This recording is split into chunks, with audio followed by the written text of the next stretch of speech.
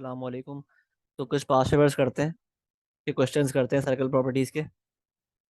तो यार देखो, ये क्वेश्चन कह रहा है पहले आपसे कि Q and R and S are point on circle centre O, ये सेंटर है, ठीक है। और क्यू टी जो है वो टेंजेंट है, ठीक है। और क्यू टी ओ जो है वो एक्स डिग्रीज है, ठीक है। कह रहा है show that Q R S, यानी क्यू आर एस, ये एंगल जो है वो इसके बराबर है, ठीक है। तो ये किस तरह शो करेंगे हम? देखो, हमें पता है भाई, ये जो सेंटर है ना, सेंटर से अगर कोई लाइन, रेडियस जो होती है, वो टेंजेंट को इंटरसेक्ट करती है, तो क्या एंगल फॉर्म होता है? 90 डिग्री, ठीक है। तो ये एंगल क्या है? 90 डिग्री, सही है। और ये एक्स है, तो ये क्या हो जाएगा? ये हो जाएगा हमारे पास 180 माइनस 90 माइनस एक्स, ठीक है। मतलब 90 माइनस एक्स, तो ये हो गया 90 माइनस एक्स। और हमने एक प्रॉपर्टी पढ़ी है, कौन सी? कि angle at the centre is twice the angle at the circumference when subtended by the same arc, ठीक है। तो अगर ये 90 माइनस एक्स है, तो ये एंगल जो है ना, इसका हाफ हो जाएगा, हाफ 90 माइनस एक्स, ठीक है। तो ये इसको हम इस तरह शो करेंगे, सही है। तो ये हो गया पार्ट वन सॉल्व, ठीक है। सिमिलरली अगर मैं बात करूं, पार्ट टू में क्या बोल रहा है, पार्ट बी में, find an expression in terms of X for O Q S, ठीक है। हमें चाहिए expression for O Q S, मतलब इस एंगल के लिए चाहिए एक्सप्रेशन, ठीक है। ठीक है, तो ये निकालने के लिए we have to look at this whole triangle. अब देखो भाई, ऑब्जर्व करो, क्योंकि इस ट्राइंगल में ये साइड्स और ये साइड जो है वो रेडियस है, बराबर है मतलब। तो ये ट्राइंगल जो है वो कौन सा ट्राइंगल है? आइसोसेलेस ट्राइंगल, ठीक है। जिसकी वजह से ये एंगल बराबर हो जाएगा इस एंगल के, ठीक है। और ये एंगल हम निकाल चुके हैं पार्ट वन में, क्या था? 90 माइनस एक्स, ठीक है। तो अगर मैं इस एंगल को, इस एंगल में से 180 माइनस कर दूं, मतलब 180 माइनस 90 माइनस एक्स कर दूं, तो ये क्या हो जाएगा? 180 माइनस 90 और प्लस एक्स, ठीक है। तो ये हो जाएगा 90 प्लस एक्स, ठीक है। तो अब अगर मैं इस 90 प्लस एक्स को इन दोनों एक्सिस में, इन दोनों एंगल्स में डिवाइड कर दूं, तो किस तरह डिवाइड करूंगा? मुझे सिर्फ 90 प्लस एक्स को डिवाइड बाय 2 करना है, ठीक है। तो ये आ गया मेरे पास expression for this angle X. तो एक्स बराबर है 90 प्लस एक्स अपॉन 2 के, ठीक है। तो ये आपका आंसर है for part B. I hope clear है। साहब ये सवाल देखो, इसमें आपसे कह रहा है in the diagram A B C D the square, the point P lies on the circle through A B C D, ठीक है। अब कह रहा है explain why A P C is equal to 90 degree. तो कह रहा है कि एक्सप्लेन करें कि ए पी सी जो है, ये रहा ए सी, तो ए पी सी जो है ये एंगल, ये 90 डिग्री क्यों है?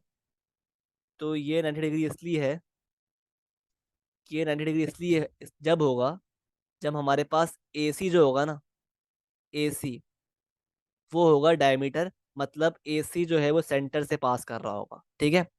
इन दैट केस ही ए पी सी जो है वो 90 डिग्री होगा, ठीक है। तो इसका आंसर क्या होगा? Because A C is a diameter, ठीक है। तो जब ही हमारे पास A P C right angled है, क्योंकि हम पढ़ चुके हैं कि angle subtended by the diameter is always 90 degree when produced at the circumference of the circle. ये प्रॉपर्टी नंबर 5 हमने पढ़ी थी, ठीक है। तो जब भी हमारे पास जो एपीसी है ना, वो राइट एंगल है, ठीक है। फिर पूछता है आपसे कि explain why A P B is equal to P P C. तो क्या बोल रहा है आपसे? कह रहा है कि explain why A P B, मतलब ये वाला एंगल बराबर है पी पी सी के। यानी इस वाले एंगल के। तो ऐसा इसलिए है, तो अगर आप ऑब्जर्व करो तो ये जो एंगल है ना ए पी बी, इसकी आर्क जो है वो ये है, ठीक है। यहाँ से स्टार्ट हो रहा है इसी आर्क से, और इस आर्क पे ही एंड हो रहा है, ठीक है। अगर मैं बात करूं बीपीसी की आर्क पर, तो बीपीसी जो है ना उसकी आर्क ये वाली है, ठीक है। यहाँ से स्टार्ट हो रहा है बी से, और सी पे एंड हो रहा है, ठीक है। तो अगर आपके पास एंगल जो हैं वो एक आर्क से सबटेंड होते हैं, इक्वल आर्क से, क्योंकि देखो ये आर्क जो है ये भी इक्वल है, और ये आर्क भी है इक्वल है। मतलब आर्क ए ए बी बराबर है आर्क बी सी के, ठीक है। तो एक बात समझ लो कि अगर इक्वल आर्क्स होती है ना, इक्वल आर्क्स जो होती हैं उनसे जो एंगल बनते हैं ना वो भी सेम होते हैं, क्योंकि ये आर्क इक्वल है। तो जब भी अगर ये एक्स है तो ये भी एक्स होएगा, ठीक है। सही है। और आर्क इक्वल क्यों है? क्योंकि हमारे पास ये जो है स्क्वायर है, ये लेंथ सेम है, ये स्क्वायर की लेंथ सेम होती है, ठीक है। तो इस वजह से जो आर्क ए बी और आर्क बी सी है वो इक्वल है। और जब भी हमारे पास जो एंगल है ए पी बी और बी पी सी, ये भी इक्वल है। तो हम क्या लिखेंगे कि arcs A B equal to B C, ठीक है। एंड इक्वल आर्क्स जो होती हैं, equal arcs subtend equal angles at the circumference, ठीक है। ये आपका होगा reason for this part two. अच्छा, पार्ट थ्री में कह रहा है कि hence find A P B, ठीक है। तो हमें अब ए पी बी फाइंड करना है, मतलब ये एक्स ही फाइंड करना है, ठीक है। सही है। तो हम किस तरह करेंगे ए पी बी फाइंड? तो देखो हमें पता है यार, वी नो के ये ए सी क्या है, ए सी है डायमीटर, ठीक है। तो उस वजह से हमारे पास जो एंगल है ना, ये वाला एंगल, ये है राइट एंगल, ठीक है। और हमें पता है भाई ये एंगल और ये एंगल बराबर है। तो अगर मैं 90 डिग्री को डिवाइड कर दूं 2 से, तो क्या आ जाएगा 45। तो मतलब मेरे पास एक्स क्या हो गया 45, 45, ठीक है। तो ए पी बी क्या हो गया मेरे पास 45 डिग्रीज, ठीक है। अब कह रहा है find A P D. A P D क्या है? ए पी डी मेरे पास है, ए पी डी है ये पूरा एंगल, ए पी डी ये पूरा एंगल है, ठीक है। सही है।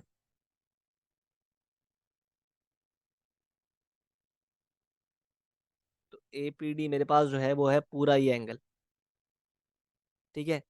तो मुझे पता है भाई ये एंगल जो है 45 है, और ये एंगल भी क्या है 45, और ये एंगल जो है ना ये भी 45 है। क्यों? क्योंकि इसकी भी जो आर्क है ना, ये जो आर्क है इसकी भी, ये भी इस आर्क के और इस आर्क के बराबर है। तो मतलब जो आर्क ए बी बराबर है आर्क बी सी के, और आर्क बी सी बराबर है आर्क डी सी के। ये तीनों आर्क्स जो है ना इक्वल है ना। तो थस इनके जो एंगल्स बन रहे हैं ना सबटेंड हो रहे हैं एट द सर्कमफेरेंस, वो भी क्या होंगे बराबर 45, 45, 45। तो अगर हमें ए पी डी फाइंड करना है तो हम क्या करेंगे 45 प्लस 45 प्लस 45, ठीक है। ए पी डी क्या है बेसिकली ये पूरा एंगल है ना ए पी डी। तो 45 प्लस 45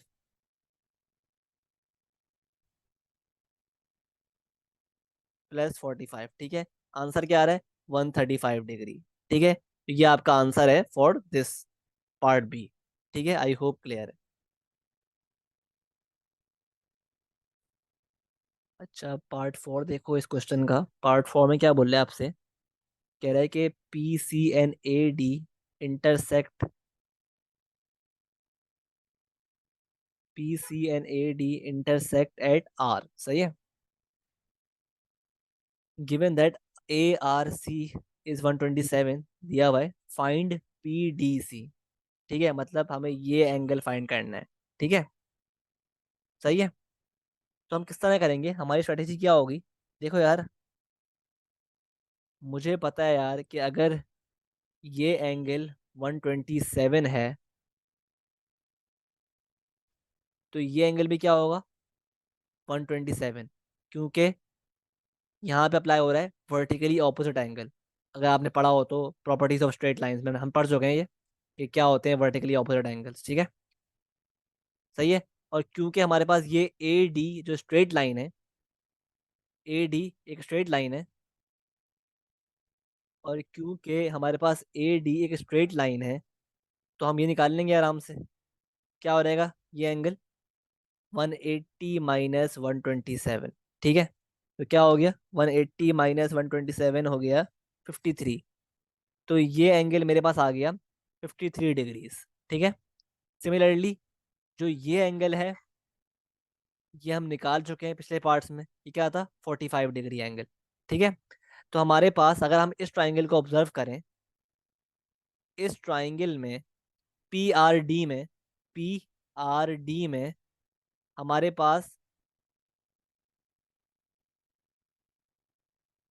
ये एंगल भी है, 127 निकाल लिया हमने, और ये एंगल भी हमें मालूम था 45 डिग्री, जो हम निकाल तो चुके हैं पिछले पार्ट से। ठीक है, 45 डिग्री, सही है। ठीक है, तो अब अब हमें निकालना है ये वाला एंगल एक्स। ये निकालने के लिए हम क्या करेंगे? 180 माइनस 127 माइनस 45। तो 180 माइनस 127 माइनस 45 क्या आ रहा है? 8 डिग्री एंगल। ठीक है, तो एक्स आ गया हमारे पास, ये आ गया 8 डिग्री। ठीक है, 8 डिग्री आ गया। ठीक है, ये वाला एंगल। ठीक है, तो बेसिकली ये एंगल जो है वो क्या आ गया? 8 डिग्री, सही है। अब हमें क्या फाइंड करना है? अब हमें फाइंड करना है बेसिकली कौन सा एंगल? ये वाला। ठीक है, अच्छा, अब ये निकालने के लिए हमें क्या करना पड़ेगा? हमें पता है कि हमें पता है भाई कि, अच्छा अब देखो, हमें पता है भाई ये जो ये एंगल है ना, तीन वाला, ये एंगल किसके बराबर है? 90 डिग्री के। क्यों? क्योंकि ये जो है ना, ये जो फिगर है पूरी, ये क्या है? स्क्वायर। तो स्क्वायर का हर एंगल क्या होता है? 90 डिग्री। ठीक है, तो सही है। तो हमारे पास बेसिकली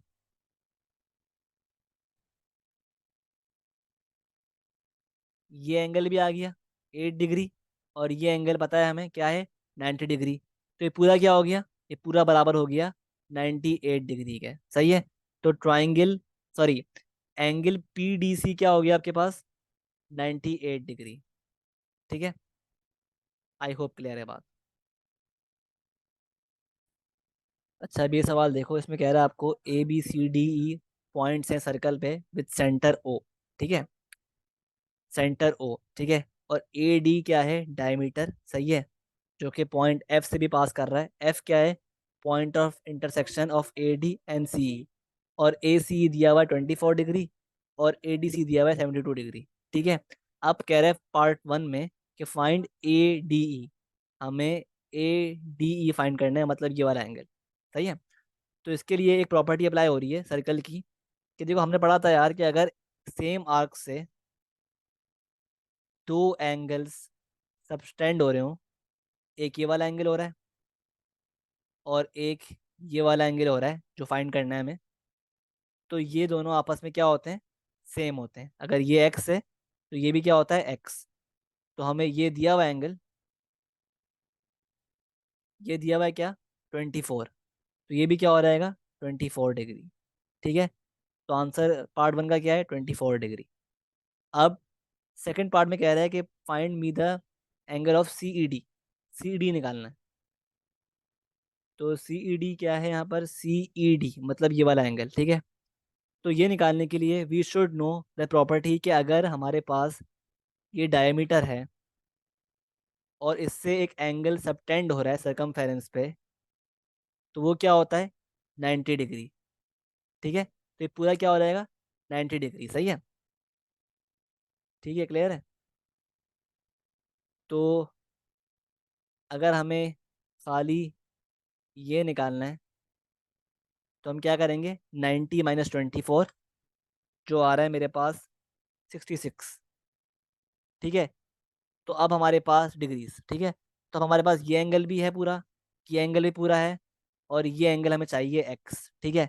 तो ये पूरा ट्रायंगल बन रहा है ना, तो आप क्या करोगे, ट्रायंगल बन रहा है पूरा,